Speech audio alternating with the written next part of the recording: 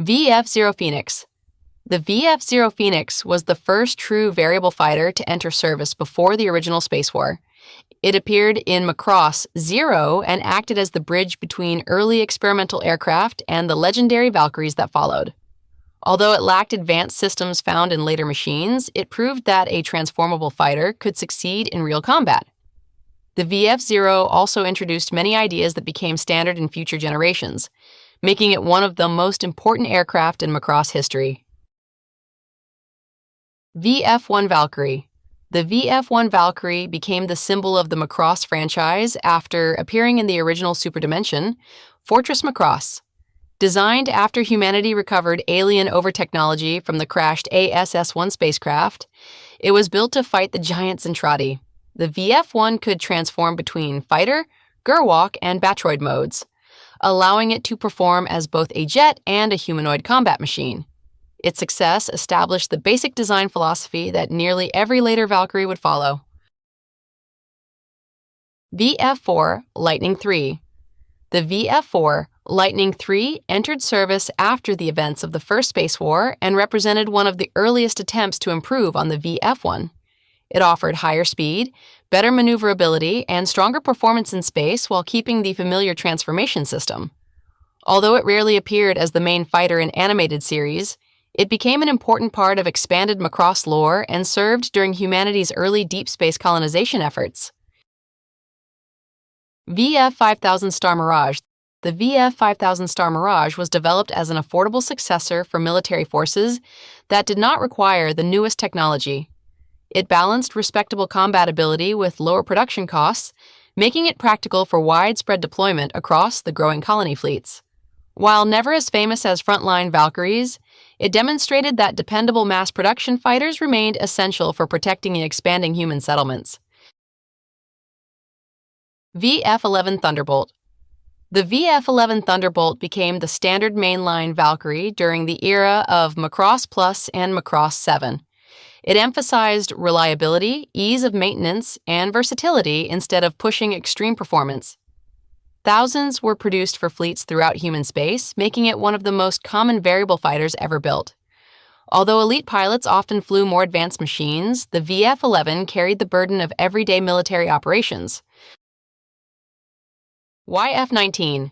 The YF-19 was one of two competing prototypes developed during Project Supernova in Macross Plus. Built by Shinsei Industry, it focused on incredible speed, agility, and responsiveness. Its advanced control systems demanded exceptional pilot skill, but in the hands of an expert, it became one of the most capable fighters ever created. The YF-19 later evolved into the VF-19 series, proving that bold engineering could reshape the future of Valkyrie development. YF-21. The YF-21 was the rival prototype to the YF-19 and took a very different approach to advanced combat. Developed by General Galaxy, it introduced the Brain Direct Image Control System, allowing the pilot to command the aircraft using neural signals instead of traditional controls. This technology greatly reduced reaction time but also placed heavy mental demands on the pilot. The YF-21 became one of the most technologically ambitious variable fighters ever designed. VF-17 Nightmare. The VF-17 Nightmare entered service as a heavy combat Valkyrie built around survivability and firepower. Its dark appearance reflected its emphasis on stealth and battlefield endurance rather than elegance. Strong armor, powerful weapons, and impressive defensive capabilities made it well-suited for difficult missions. During the Macross 7 era, the VF-17 served alongside lighter fighters and filled the role of a dependable frontline attacker. VF-19 Excalibur. The VF-19 Excalibur was the production version of the YF-19 and became famous during Macross 7. It retained much of the prototype's outstanding mobility while improving reliability for operational service. Elite units favored the VF-19 because of its remarkable acceleration and flexibility in combat. Several specialized versions were later produced, showing how adaptable the original design had become. VF-22 Sturmvogel II.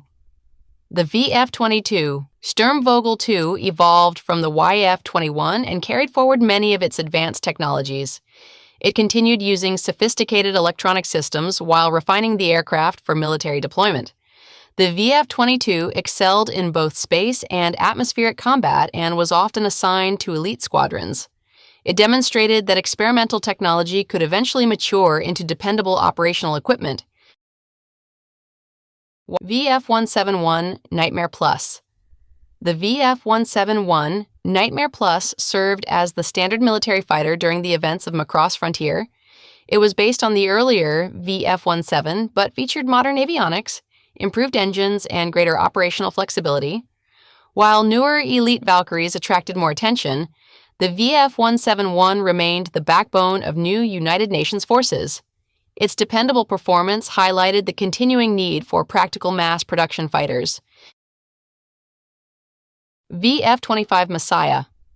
The VF-25 Messiah became the signature Valkyrie of Macross Frontier. Developed by LAI Corporation, it combined high mobility with modular equipment that allowed pilots to customize the aircraft for different missions. Advanced EX gear support improved synchronization between pilot and machine, while optional super and armored packs expanded its capabilities even further. The VF-25 represented a new generation of adaptable variable fighters designed for many different combat situations. VF-27 Lucifer. The VF-27 Lucifer was operated by forces connected to the Macross Galaxy fleet and stood apart from most contemporary Valkyries. It featured advanced fold technology and direct neural controls that gave skilled pilots exceptional reaction speed. Its striking appearance and impressive combat performance made it a dangerous opponent throughout Macross Frontier. The aircraft also reflected the growing influence of cybernetic enhancement within parts of humanity. YF-29 Durandal. The YF-29 Durandal was an experimental fighter created from data gathered during the events of Macross Frontier. Designed to overcome the limits reached by earlier Valkyries, it offered extraordinary speed, agility, and fold capabilities. Despite remaining a prototype, it displayed performance beyond many production fighters. The YF-29 became closely associated with heroic pilots who required the very best technology available. VF-30 Chronos. The VF-30 Chronos appeared during Macross 30 and represented another step in post-Frontier Valkyrie evolution.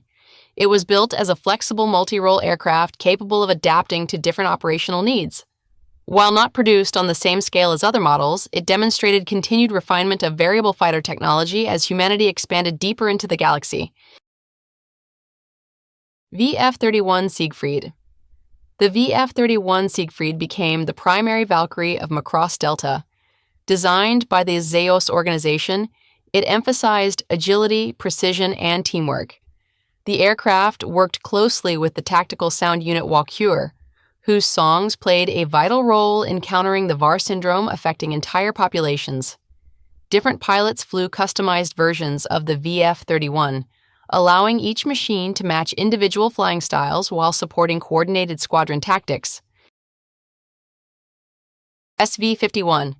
The SV-51 was not a Valkyrie built by the new United Nations, but it deserves mention because it directly influenced the early history of transformable fighters.